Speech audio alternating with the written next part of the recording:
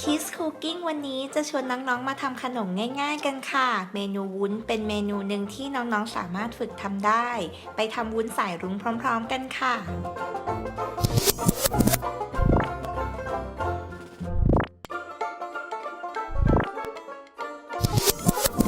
เราจะต้มน้ำก่อนนะคะแล้วก็รอให้น้ำเดือด ระหว่างรอมาเตรียมผงวุ้นกันค่ะนำน้ำตาลทรายกับผงวุ้นผสมกัน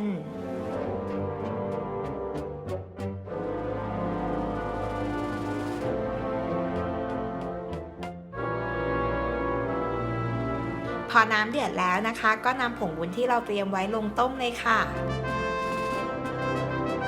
คนนะคะจนกว่าส่วนผสมของวุ้นจะละลายเข้ากับน้ำค่ะ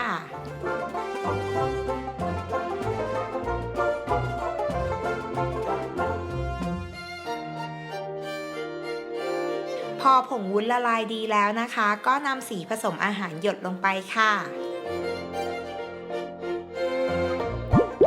จะเข้มจะอ่อนขนาดไหนตามต้องการเลยนะ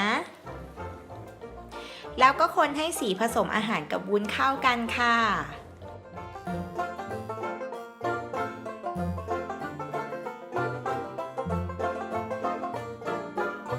นำไปเทใส่พิมพ์ได้เลยเราจะทำอย่างนี้จนครบทั้ง7สีนะคะ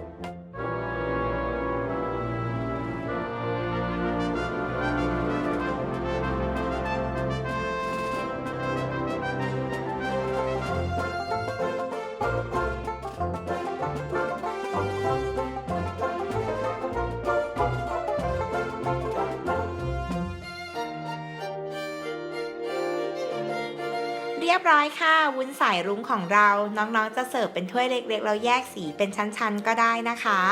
ครั้งหน้า Kids Cooking จะชวนน้องๆมาเข้าครัวกับเมนูอะไรกด Subscribe Kids Kitchen เอาไว้แล้วก็อย่าลืมกดกระดิ่งกันด้วยนะคะ